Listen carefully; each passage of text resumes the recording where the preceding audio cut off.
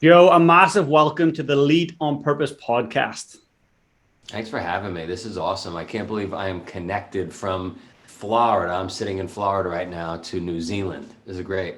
I mean, that's what the world's all about right now. I love it. It's hyper connectedness. And Yep. talking about the world, you just got off a plane recently. You got back from the Ukraine border. Tell me a bit more about what was going on there. Yeah, so it turns out, I've been putting on races for 22 years, and very early in our life cycle, a friend of mine, very close friend, is Slovakian. And so he said, "Hey, could I bring the races over to Slovakia?" And I couldn't see a reason why we wouldn't. I didn't really know much about Slovakia. I know I like Eastern Europeans because they're hardworking, they're gritty people, right? They grew up a little harder than we did. And we shipped over the concept to Slovakia and it exploded. And it bled into the Czech Republic, it bled into Romania, Hungary, and it started to do really well, so well, in fact, that some people in the Ukraine reached out. And so we started putting races on in the Ukraine. So we've had this thing going on there, and it goes really deep. Like it's very deep rooted because, like I said, they feel and act and live like Spartans over there. So anytime I go, I'm like a movie star in Eastern Europe. It's pretty bizarre. Um, about 2 weeks ago, a guy that advises for us, maybe 3 weeks ago, said, "How come you're not over on the Ukrainian border helping out?" And I said, "Don't be ridiculous. I have a family here. I have a business. What the hell am I going to do on the Ukrainian border? There's professionals that are handling that." And he said, "Look, your image, your ethos, everything you stand for, you should be there, tip of the spear, helping out." And honestly, it went in one ear and out the other. I thought about it for a few minutes, but it just didn't seem logical. Fast forward 2 days later, one of our folks in Slovakia texted me an image of our trucks online delivering supplies to Ukraine. And I was like, "What? How are we doing that?" And they said, "Well, Joe, you don't remember, but we have a warehouse in Slovakia, 40 minutes from the border. We've got tons of trucks. And so these are our brothers and our sisters in need, and we just started bringing supplies over." That's And I said, amazing. "That's awesome, right?" So I had my team post that on social. And sure enough, it got, all kinds of praise. And my friend in Slovakia said, "That's not really fair. You didn't do anything, Joe. We did all the work."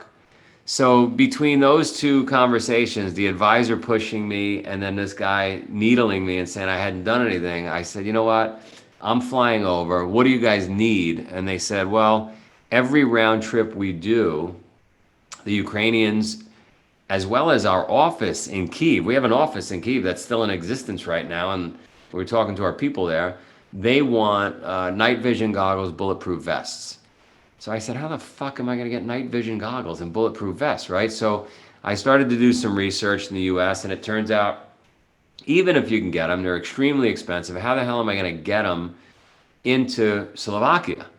Because the US just doesn't part with military gear so easily, which I was happy to find out.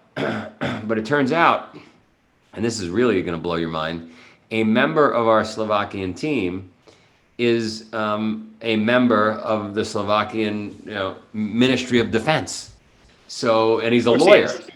So I didn't know this. So we connected him with the U.S. military. We have lots of connections here in the U.S. And then they said, "Yeah, yeah, no problem. You could bring these vests over." I called my buddy who owns Hudson Bay Company, one of the oldest companies in the world, and they wrote a big check, thankfully, because we're a little short on funds these days coming out of COVID.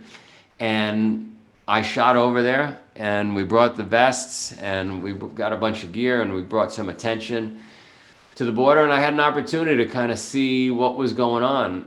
As I was mentioning before we started the podcast, very organized, at least on the Slovakian side.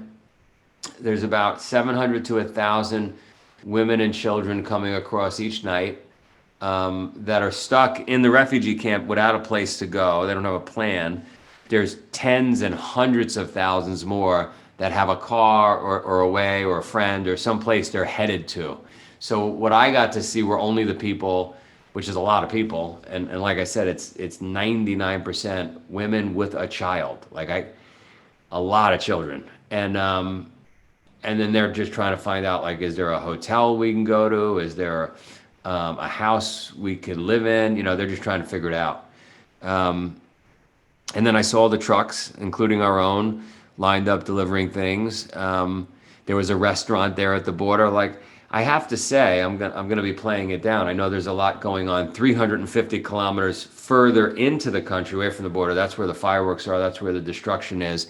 But where I was, 350 kilometers away, it might as well have been a truck stop, a very organized, very clean truck stop.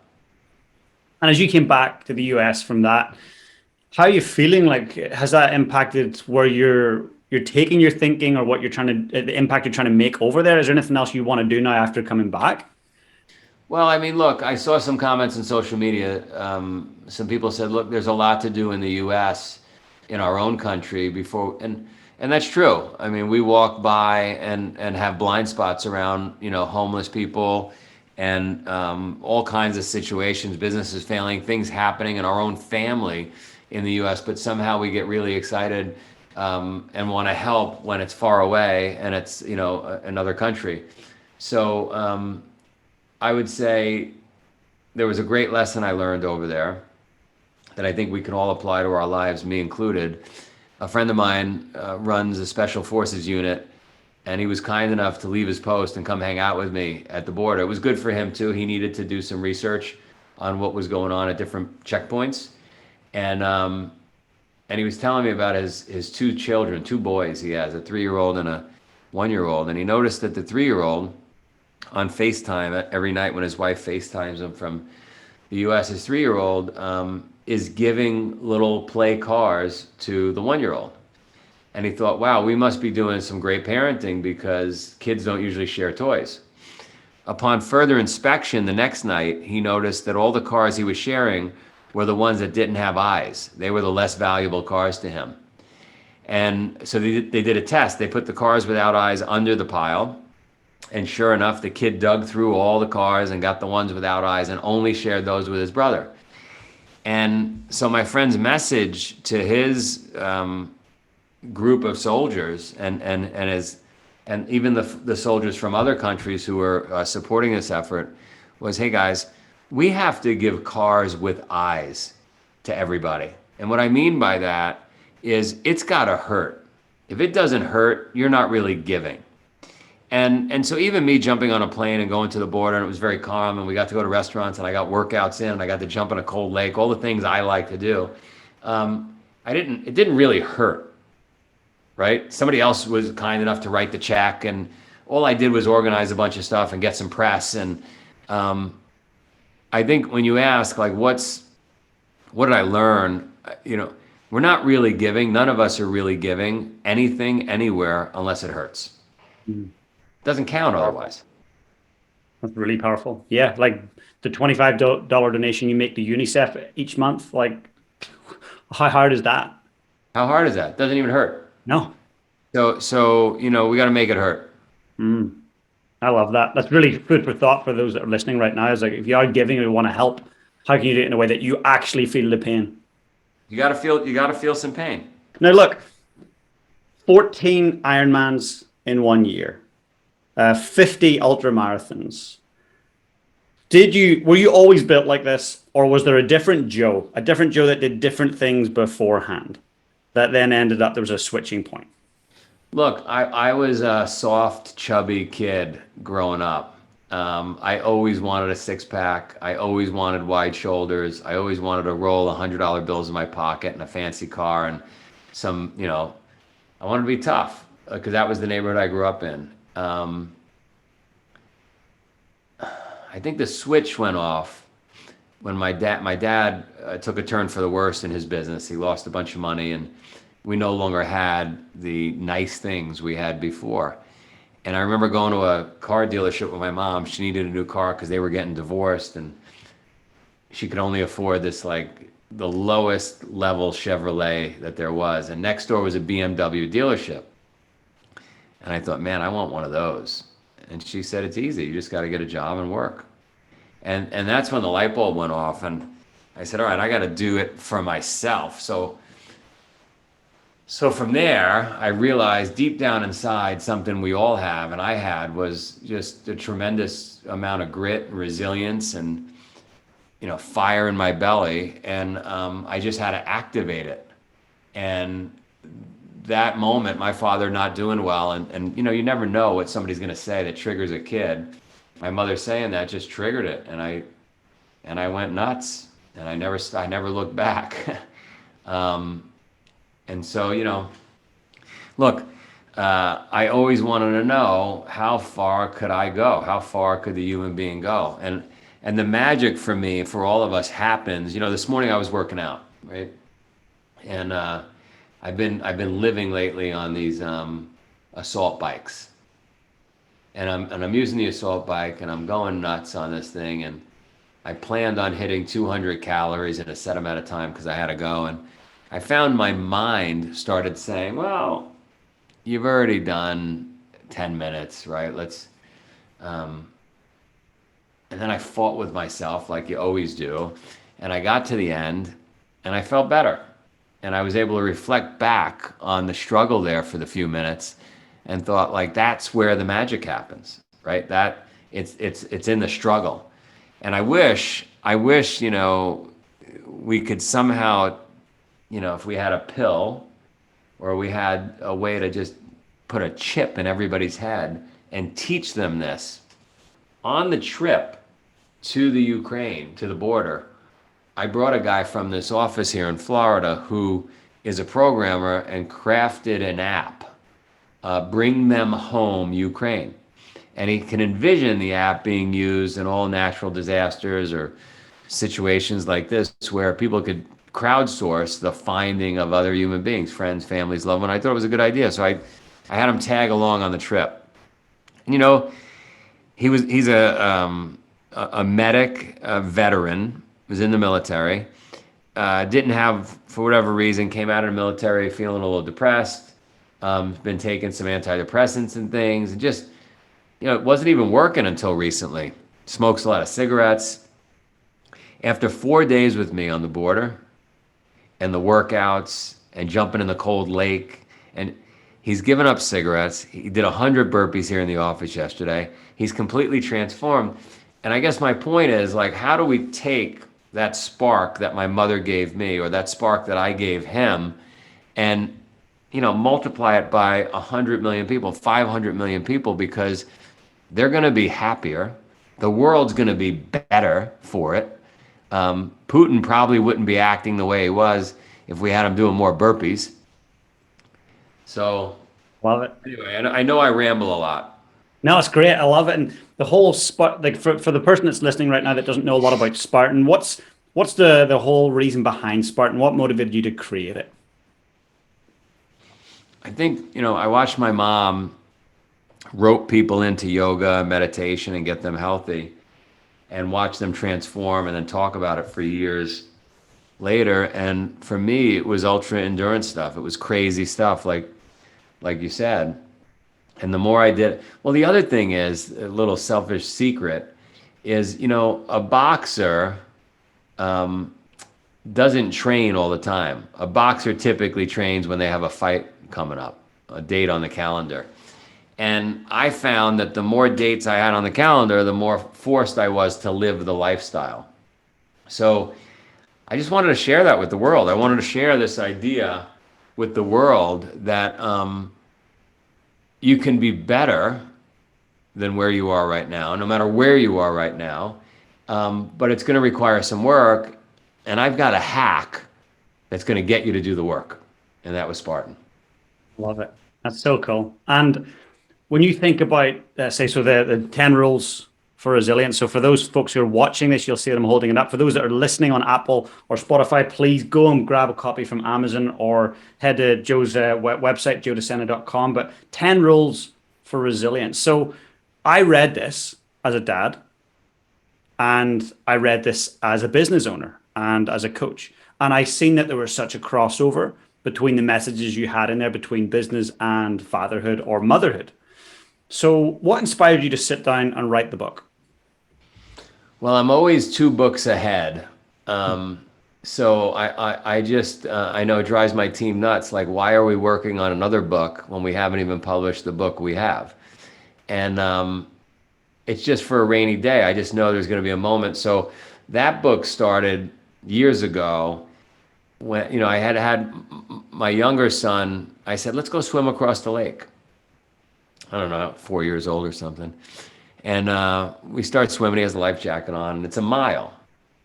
And the sun is going down. And next thing you know, one of my neighbors is out there with a kayak screaming at me, get the kid in. And we're fighting over my son, which is not helpful, right? Because then he thinks his dad is nuts. And ultimately, we finished the mile swim.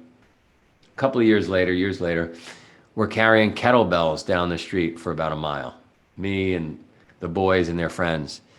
And a woman screeches her car, her brakes right up to, what are you guys doing? Are those kids safe? I've been watching them walk out in this heat carrying heavy weights. Are you a coach?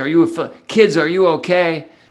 And I thought, can't really blame her. She hasn't seen a kid on a sidewalk in a decade, right? These look like foreign creatures, and they're carrying heavy weights. And I just thought, how could you expect kids to become adults and stand on their own two legs if you don't, teach them how to overcome adversity, how to do hard things? Like, PE has been ripped out of schools. We call our kids teachers and solve their problems for them, right? We wipe their butt. We do everything for them. Even a gritty, resilient dad like me who's writing books about it and owns a company called Spartan. Even I'm too soft on my kids. And so again, I go back to those Eastern Europeans. The reason they're grittier, the reason they're tougher, is because they had tougher childhoods. So you really love your kid, make it harder on them. Don't make it easier. And After that I was read the book, when I read the book, it was so transformational for me. So I grew up in Northern Ireland, and Northern Ireland had its own fair share of challenges. But as a 4 and 5 year old, I was out around the fields, out around the neighborhood. Had a hatchet in my hand, building tree houses. I've got a 5 year old boy. There's no way I could imagine that nowadays, right? Just no. And I'm in New Zealand, a relatively safe country.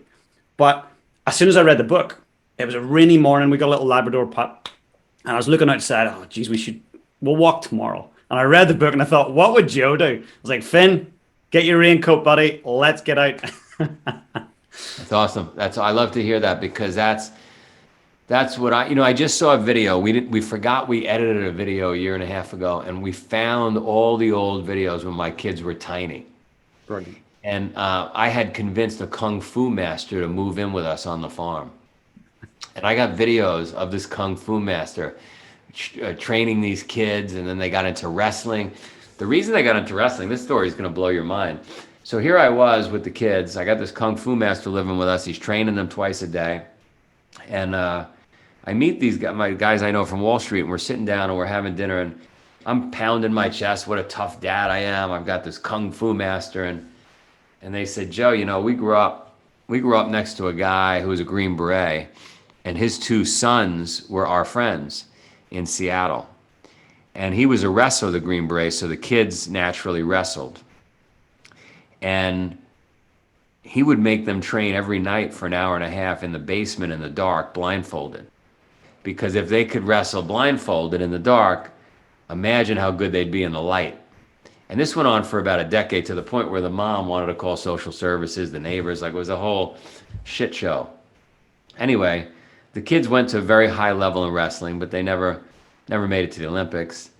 One of them became the coach at Stanford University. While he was the coach at Stanford, he instituted a new policy where he allowed neighborhood kids to come in and wrestle with his wrestlers to give them different, opponents.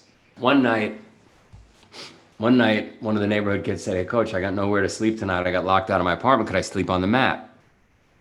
Coach said, don't be ridiculous. You could stay in my apartment. You could stay on the couch. About 1 o'clock in the morning, the door opens up to the coach's bedroom. And the guy who didn't have a place to sleep is going to commit a random act of violence. He's got a gun. And he gets the coach on a chair, zip ties his legs to the chair, zip ties his hands behind the chair, puts a pillowcase over his head, and presses the revolver to his head. And the coach in a muffled voice under the pillowcase says, "Can you shut the lights before you pull the trigger?" Because he had trained in the basement in the dark for 10 years. And the perpetrator shuts the lights, and the coach proceeds to disarm him, pin him on the ground while tied to a chair blindfolded, and call 911 from behind his back. Oh, Stanford police break down the door. They find what looks like a scene from Pulp Fiction. They don't know who the good guy is, who the bad guy is. And guy was going to kill him. Guy had a ticket to somewhere in South America. I heard the story, and I became even more convicted that we have to train our children to be tougher because, I mean, that's a 1 in a billion chance something like that would happen. But there are things that happen all day, every day, and to adults, to us, and we want to be better prepared for it. So my kids gave up Kung Fu and became wrestlers overnight when I heard that story. We have not instituted the dark blindfolded training yet, but they do. come on, Joe, step it up, man. I gotta step it up. Now, let's think about that for a second. So, the one thing I took from the book was you can't until you can. So, you can't until you can. I love that. So, what's the cost to business for the business leaders out there? And what's the cost to society if we don't push our kids, if we don't stretch them, if we don't let them go outside their comfort zone? Well, let me answer it with an analogy. Let's make believe we had one society, Ukraine, for the next 20 years, rebuilding, right? Let's make believe Russia ended its invasion and it was able to peacefully rebuild itself. That's one society. Those are pretty rugged kids. They grew up in rubble. They're going to be rebuilding their houses, right? War-torn country. And then let's make believe we had another society. I don't know, pick up New Zealand. And in New Zealand, everybody got to grow up in a greenhouse. And they were watered on time. You know, they were like plants, right? They were watered on time. They had the perfect temperature. Later on in life, the kids from the Ukraine battle the kids from New Zealand that grew up in greenhouses. And they face all kinds of challenges throughout the day. They're in business challenges. They're in personal challenge. Like, who's going to be better prepared? Clearly, the Ukrainians. Clearly the Ukrainians. And so, you know, if we're going to live in utopia and everything's going to be perfect like a greenhouse, then I guess you can grow up in a greenhouse with everything being spoon-fed to you and you know, you're not having any shocks to the system. But if you're going to live in this world where everything that can go wrong does go wrong and relationships end and people die and you're faced with business challenges and you name it, the shit we have to deal with, I have to deal with on a daily basis. Like, I think every day, like, how would my kids be dealing with this right now? How would I prepare them for this? That's so powerful. And, you know, the whole premise of the book is all around building resilience. So, you had your own pool cleaning business, then you had a trading firm on Wall Street, and now you run Spartan. So, you'd obviously had Spartan through COVID. COVID's probably the biggest test of grit and resilience. So, what's been the impact on Spartan, and how have you responded? Well, it's a disaster. I mean, I got shut down in 45 countries, nearly went bust 5 times. I mean, I'm still struggling to come out of it. And it just made me a better person. I got to dust off every single day, put my cleats back on, and get back in the game. And I just keep telling myself, this is what I tell people, so let's make sure it's true and just keep putting one foot in front of the other, and let's get this done. But I'd be lying to you if it wasn't hard. The advantage to having a really big, audacious goal, a purpose of trying to change 100 million lives, that advantage is that even when it sucks, I'm able to refer my brain back to that purpose, back to the reason we're doing this, and live to fight another day. But I'd be lying to you if I didn't want to quit every single day. Like, you know, And that 100 million goal, that vision, what's behind that? Why 100 million people? What difference is that going to make for you when you see that you've transformed those people? What difference in the world will that make? Well, I thought, and this is going to sound silly, but if I could change 100 million lives, I get a free pass into heaven. But then recently I got an email that said, Joe, I'm a churchgoer. I heard you say that. I want you to know that's not the way you get into heaven. So I'm sure I'm going to piss some people off. But I don't know. My mother said, doesn't matter what religion you believe in, doesn't matter what background you come from, doesn't matter what business, what matters is that you're a good person. We got to give cars with eyes, right? We got to just be good. And so, I guess to our point we mentioned earlier, it hurts me to give, to try to change 100 million. It hurts. So I guess I'm giving. Yeah, 100%, Yeah. 100%. And it's funny, this came from the book as well. Commit to no bullshit. And I really see you walk that walk.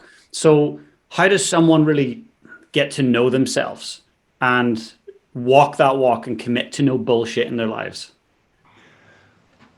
Well, you only meet yourself, under stress, and you think you know who you are, and people think they know who you are, but it's only when you're really tested and your back's against the wall and everything's going wrong that we get to find out who we are. And that's when you can go beneath the surface and say all this other fluff and all this other nonsense is bullshit. I'm not a big excuses guy. I love people that call me out and hold me accountable when I come up with some excuse, because we all do it. And I said to my kid's coach yesterday, I was saying, well, in fairness, I just did a 40-hour trip back from the Ukrainian border, and I'm a little dehydrated. And he goes, why? They didn't have water on the plane? And that's a great answer, right? Like, you're right. How could no excuse. I should have drank more water. So, so anyway, you meet yourself under tremendous stress. You got to put yourself under stress. In doing so, you become stronger. And you got to get rid of the excuses. Yeah, because there's distress and eustress, right? And so actually putting yourself under stress is not actually a negative thing. No, it's a very healthy thing. I mean, when you want to build biceps, it seems to be okay to put yourself under stress. When you want to learn math, it seems okay to put kids under stress and have them take tests and study. But you've got to put your whole life under some good, healthy stress. You got to manufacture some adversity just to make sure you're always grounded. By the way, it's not intuitive. You'll be a hell of a lot happier. Because if you're in a place where everything's going well, what tends to happen with 99% of the population, doesn't matter what country, is we tell ourselves we would be happy if we just had that. If we just had, and you continue to chase the next thing. Whereas when you manufacture some adversity, what happens, and I just interviewed a 90-year-old Holocaust survivor from Russia. She says the exact same thing, which is, when you're under stress like that and you practice that, whether it's purposeful or not, in her case, it was done to her at 8 years old, because of her situation, you then wish for the thing you were complaining about before. I just wish I was suffering in that way because this is worse, right? And you're not chasing that Ferrari, that nicer house, that different relationship, that like those things that are so elusive, never bring happiness. The quickest way to bring happiness is remove all that stuff, suffer a bit, and then just let yourself sit down after that suffering. You're like, oh my God, I'm so happy right now. I'm so glad I'm not doing burpees. I'm so glad I'm not in that cold shower. I'm so glad whatever it is not happening to me right now. And that's how you quickly find happiness. Not even mentioning all the drugs being released in your brain for the next 20 days. I mean, there's so many tremendous benefits to doing this stuff. You got to do it. That's powerful. Yeah, when you talk about stress, it reminds me of this. There was a study done where they had two trees, and they put one tree outside in a forest, and it just grew normally. The other tree, all the same conditions except one thing. They put it in like a large greenhouse so that it had no wind, zero wind. So both trees were growing equally, roughly the same speed. And when they got to a certain height, the one in the greenhouse just fell over, just collapsed. And the other one kept growing. I'm like, what? And the trunk kept widening. And so they're like, well, we need to do this test again. That must have been a dead tree. So they put like 30 trees in the greenhouse, 30 trees in the forest. And again, all the trees that are in the greenhouse, this no wind condition, they all fell over at a certain height. And they found out the reason why that tree that was outside kept growing because it was under stress. The wind was blowing it, so the trunk would develop thickness and develop that resilience and keep growing. So I even didn't I didn't know about the study, and I've been telling that story forever. So I'm so glad you said it. Send me this study because it'd be cool if I had something to refer people back to. But I've been literally saying that forever. I say, would you rather be the tree that grows up in the greenhouse, or the one that grows up on the side of the mountain with your roots wrapped around rocks and hanging on for dear life? I love it. Right? It's so good. And the excuses thing, going back to that, I chatted with a great friend in your neck of the woods, a guy called Chester Elton. I should connect you guys. He's an amazing guy. He said, James, excuses, even when valid, are never impressive. Yeah, I I love love it. that. I love that. There's no room. There's no room for excuses. I was trying to get a young kid to work out this morning, and with her mom, we were all on the assault bikes, and she just was coming up with all kinds of excuses, and I was basically saying stuff like, "They're not going to help get to where we're going here today, so you better like it's waste of energy, waste of time. You better stop them." But we all do it, and it's nice when people hold us accountable. 100%. And values are often a great way for us to see the world. So one of the big takeaways from the book was live your values. So I wrote down here, work hard, be nice. So I go into so many company offices and they have these beautiful words, integrity, hard work, teamwork, up on the wall, on the stairs leading up, they've got all these things. And you go in, you spend a couple of days and you don't see any of the values coming from the majority of people. So how does someone embody their values? Well, you gotta just do it, and the way I recommend it, and so I kind of like the company puts it out there on the wall. When I do that personally, and I tell the world on a podcast like this is who I am. I wake up and work out every day. I do this, I do that. I'm doing so publicly, so I'm on the hook. I don't want to be considered a fraud. So maybe that company in question needs to all hold hands and go to their local newspaper and say, this is who we are and this is what we do. And then ask their consumers, ask their customers, like, do we live up to this? Because you're right. If you're just putting the words on the wall, but nobody's holding you accountable, you're not checking in with people to see that you're actually doing what you say you do, then I think it's easy, especially in a world of social media and being able to hide stuff and, take pictures that we're doing this when we're not really doing it, but it looks like we are. Yeah, I think you got to have some people around you that are just shining a mirror in your face, you and your team's face, and saying like, "Are you really doing that?" You That's know? where a good, whether it's a coach or a mentor or something, like your board of directors is going to come in and actually hold you to account. No doubt about it. Now, let's for a second just talk about the show, No Retreat. So, for those business leaders out there, I want you to know that Joe works with families, he works with all the athletes, elite performers, but also he's got this show. So, tell us a little more about the show. So for 22 years on the farm, companies have come up, the Goldman Sachs, the Nikes, the Facebooks, the Googles, and we basically beat the shit out of them. But we do it in a purposeful way. We try to highlight what issues, all companies have issues, all families have issues, all people have issues. We highlight and zone in on those issues, three big issues, and then we emulate, we create challenges on the farm, obstacles that'll really highlight that issue they're dealing with. And in doing so, we get folks to pivot, to make a change, to finally address the stuff they've been just walking over every day in the office.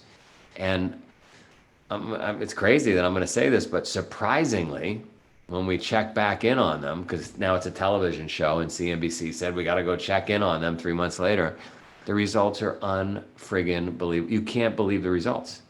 It's almost not believable. And you say, like, why? Well, yeah, the company could have listened to a podcast. They could have read a book. They could have went to Harvard Business School. But that doesn't really force change. We force change on the farm.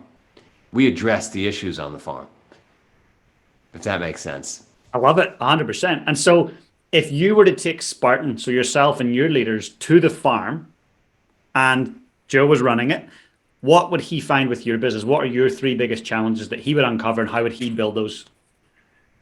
Well, I mean, I think a lot of my people would quit, because like my kids and my family say, Dad, all these other people get to go home. We never get to go home. We have to live with you, right? So it's always on. And I think that's, in fairness, that's hard, for those people that work around me. I'm always on. I'm always pushing. It's never enough, right? We're going further. We're going bigger. We're under stress, and it's hard for people to do. I mean, the main issues our company has is we're a distributed workforce, so we've got communication issues for sure. We're definitely feeling a tremendous cash crunch. I don't know what obstacle I'd come up with on the farm to deal with that, because we're coming out of COVID and I was shut down in 45 countries. So that's a nightmare. And I'd say, being self-critical, we're doing too much. It's my fault. I love doing more. Like, we're going to get into the nutrition space. We're doing membership. We're doing this thing. And it's a lot for me to ask of my teams. But, yeah, there's examples that I just gave. I know what's wrong. Maybe I need somebody else on the farm to put me through it. Sounds like it. That'd be a fun way to finish the series off. Yeah. And hey, Joe, one thing that really holds, I find a lot of us back, including myself, is just fear. Like the fear of failure, the fear of disappointment, the fear of letting others down, the fear of success, even, right? So, how do you approach dealing with fear and overcoming it? Well, I face fear. I learned very early on, I don't know why, that when I'm afraid of something, I have to just do it. I have to use it as fuel. It's how I met my wife. I was doing a race, and my leg of the race was to carry a backpack full of sand on a beach and run. And when I got to the end of it, I tagged the next person in the relay to swim across the bay.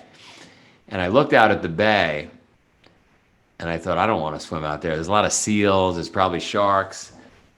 I'm afraid of sharks. And once that popped in my head, and I had that self-talk, I said, well, now you got to do it. Now you got to, put your big boy shorts on and get in the water. And I swam across, and I came up on shore, and I met my wife on the other side. So I can't think of many, examples in my life where I haven't done something I didn't want to do. Well, you'll appreciate this one.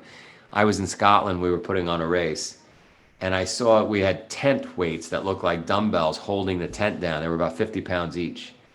And my mind immediately thought, like, oh, I should do the course carrying those two dumbbells. Don't do it. And I had a little fear. Because of the way I operate my life, I said, well, now that you said you're not going to do it, now we got to do it. And I went out and convinced a bagpiper, Scottish bagpiper, to follow me the whole way while I carried these weights on the course. And there's an example in the memories in my mind from that. I can't believe I didn't videotape it. Are just epic, just unbelievable memories. Can you imagine walking in the hills of Scotland, right, with these two weights? It was unbelievable. You know what's funny about that, Joe? So I'm a pipe band drummer, so a bagpipe drummer. All my life, that's what I've done. As a kid, I started doing it. And so it's funny that you bring up the bagpipes randomly on the show. Yeah, yeah, I love the bagpipes. I mean, yeah, there was just something really authentic about doing that in the rain. It was great. I love it. No messing around. Yeah. And what about, so I've got a lot of listeners that are into elite sport, and some of them are professional athletes. So for them to be developing grit, what's your suggestion? Like that long-term perseverance, how does an elite performer develop that grit? Well, if you want one specific task, I'll give you a few. Cold water, lots of cold showers, lots of cold plunges. Finish your last meal at 5 p.m. at night. The next morning, wake up and do something that's going to deplete you of all your glycogen. Let's just say 300 burpees or 300 calories on an assault bike, or something that's just going to wipe you at 5,000 calories of rowing, a 10-mile run, fast run. So now you've got no glycogen left. You're feeling a little lightheaded. Drink as much water as you want, but you can't have food. Throw a 40-pound pack on your back and go out for an 8-hour hike. That, my friend, will develop some grit. You're completely, you're starving, And by the way, if it's raining and cold, that'll be a bonus, right? You're starving, you've got no glycogen, you're lightheaded, you're gonna be fine. You're not gonna die, fine. It's just gonna be very uncomfortable. And you go out there for 8 hours, and 3 hours in, you're sitting down on a stump somewhere, on a stoop somewhere, and you're like, what the hell am I doing? I can't believe I listened to this podcast. I made this guy. I listened, I did this. But then you muster up enough energy to do another hour and another hour and another hour, and before you know it, you got 8 hours done. I used to do that for 14 days, and that's the way you become really gritty. Powerful. And for the guy who's sitting right now in the car with his suit and tie on, driving home from his corporate job, and he's a leader there or she's a leader there, how do they develop that grit to perform in their lives? Well, it could be the cold showers. It could be some really, really hard workouts. Remember, when we think back to what I said earlier about you're not giving unless it hurts, you're not developing grit unless it hurts. And it doesn't have to be negative hurt. It's not. We don't want permanent damage. We just want to be really, really uncomfortable. I used to do all my running when I was training for long ultra runs. I would make my shoes wet. I would go into a river, and then I would put sand in them. And it sounds ridiculous. Why would you do that? That's not. And my thinking was like, the one thing that knocks you out of a race typically, and I'm sure there's a metaphor for business, is a blister in your foot. And before you know it, you're walking a little funny, then your hip starts to hurt, your shoulder hurts, and you're out of the race. And I said, I'm just going to beat my feet up in all my training so that when I actually race, I have no foot. And I never had a foot issue, ever. Amazing. And so for the person who's running the business, it's like, hey, how can we, under times of harmony, put ourselves under stress so when the proverbial hits the fan, like, we're ready to go? We're ready to go. You've been running with sand in your shoes and they're wet for a year. This is no big deal. I love it. And look, well, just before we wrap up, I've got two last questions. One question is this: what's it like to be the life partner of Joe? Oh, you got to ask my wife. I'm sure there are days, I know there are days where she's like, this sucks. Like, what am I doing with this guy? I'm not walking in the house, hugging, and like, that's just not who I am. When I walk in the house, I want to know, did the kids do their Mandarin, right? Or did they do their math? What are we, like, what's our plan for the morning? Like, I'm just always on, and that's got to be really frustrating to live with. But it's who I am. It's not a cop-out. It doesn't mean that I can't be better in those areas. I should be, but I just try to squeeze out all the performance I can for myself and those around me. And nobody really likes that. Like, you like the outcome, but you don't like the process. Definitely. And in terms of rest and sleep and all that stuff, what's your thoughts around you need 8 hours of sleep a night? My mantra for 25 years was, I'll sleep when I'm dead. Lately, I get to bed. I try to be in bed by no later than 9:30, and I'm up at 5 in the morning. That's good. So, yeah, and I got some really cool products. People send me products all the time. I got some really cool herbal product that's, my God, I've been taking it for the last few weeks, and when you go to sleep, you might as well be in a friggin' casket. What is that product? I don't even know the name. Stay tuned. It's unbelievable. Brilliant. I'll keep an eye out for that. And look, Joe, before we wrap up, one last question. So you are a very old man and you're in your last breath, and one of your kids comes up and says, hey, Dad, one last question. How do I lead my life on purpose? What would you say? How do I lead, like, with purpose? Yeah. I would say, I would go back to what we said earlier in the call, which is, like, the best thing we could do on this planet. I heard this from a wise guy, believe it or not. Growing up, I lived around a lot of organized crime guys, and this is a guy that killed people for a living. And he said, the best thing you could do while we're on this planet is help people.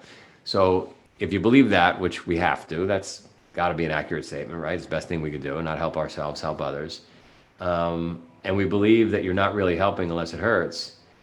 I guess my statement to my child would be like, make sure you're helping others and make sure it hurts, and you'll derive an enormous amount of pleasure from that, because I do. That's really powerful. I love it. Thank you. And folks, for those that are listening, please take a second, go to Instagram, follow Joe De Sena there. Go to Amazon and buy 10 Rules for Resilience, Mental Toughness for Families. Apply it to your business as well as your family. Joe, is there anything else you'd like the listener to do and take action on right now? Cold showers. I want 30 days, 30 burpees a day, and 30 cold showers, and then let us know what you think. How you Dan, feel. I do the cold showers already, but I'll add the burpees in for you. You're the man. I love it. Hey, thanks a million, Joe. Hey guys, if you enjoyed the content today, please smash that subscribe button below. And if you want to become part of my community, I've got an amazing free Facebook group. Please come and join us. The link is in the description below. And also, if you've got any questions about today's session, I'd love to know. Just comment below and I'll be sure to get back to you guys. Have the most amazing day.